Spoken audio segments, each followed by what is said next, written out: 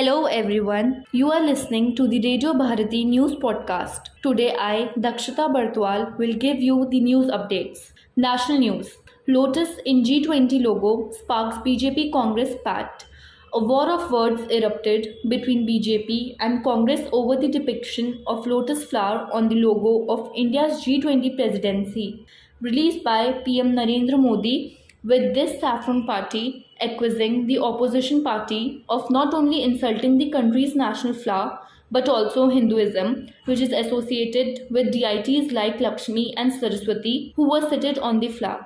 SC lens on Praful Patel over allegations of kickbacks, siphoning of AIFF funds. Serious troubles seem to be heading the way of former All India Football Federation Chief Praful Patel, with the Supreme Court saying it would look into whether an FIR should be registered against its former office bearers for alleged embezzlement and placement of AIFF funds. MCCIA to help fund agri-tech startups. Partners with cricketer Rahane. Maharashtra Chamber of Commerce, Industries and Agriculture has announced that it has teamed up with Indian cricketer Ajinkya Rahane and his associates to fund a number of starters that are working in tech solutions for agriculture, with MCCIA a evening to complete funding of one such starter by the end of the year. Winter's here, but be ready for any contingency. Rajnath to LAC troops. The army should continue to maintain operational readiness at his peak level, Defence Minister Rajnath Singh said on Wednesday, in the backdrop of India and China keeping their troops forward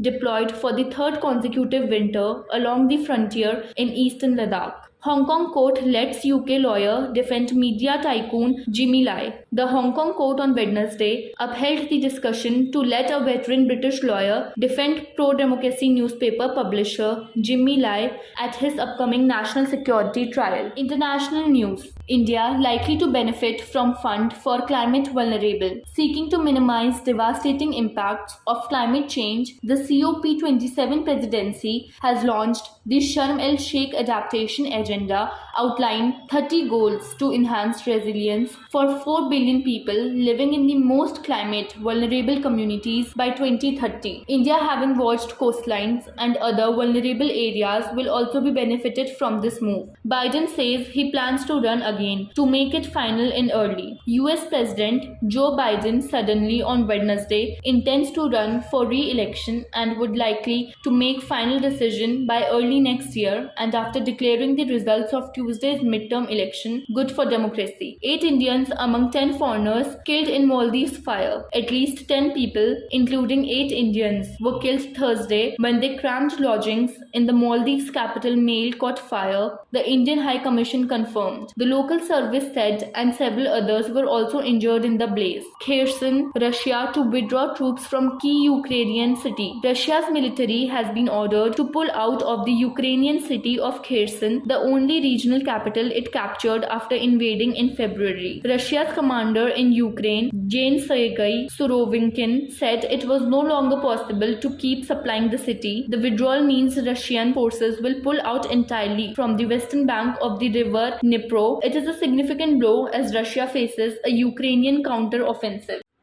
Now time for some sports news. T20 World Cup 2022. India versus England. Virat Kohli becomes the first batter to score 4,000 T20 runs. Virat Kohli continues to rule the 2022 T20 World Cup with his bat, as the former India skipper went past the milestone of 4,000 T20 runs during his knock against England in the second semi-final in Adelaide on Thursday. He is the first batter to do so in the history of the game's shortest format. Son Heung-min declares himself fit after eye socket fracture. The South Korean footballer had to have surgery after Tottenham's 2-1 UCL win over Marseille last week and was in a race against time to be fit for the World Cup in Qatar. He allayed any such fears by stating that he couldn't wait to represent his country in Qatar, as he thanked his supporters for their wishes. Lovlina enters Asian boxing final, impressing in the heavier 75 kg middleweight category. The Tokyo Olympics bronze medalist took her time before dominating her Korean opponent in the continental meet in Jordan. Under 17 Women's World Cup. Catching the eye very young, women's football is is rapidly expanding at global level, and European club football is a cherished destination. A look at the few young gems who featured in the U17 Championship played in India recently. Weather report. Today's temperature in Delhi is 28 degrees Celsius. Day's maximum temperature would hover at 29 degrees Celsius, while minimum temperature is predicted to be 22 degrees Celsius. That's all for the day. See you tomorrow with the latest update. Till then, stay tuned to Radio Bharati.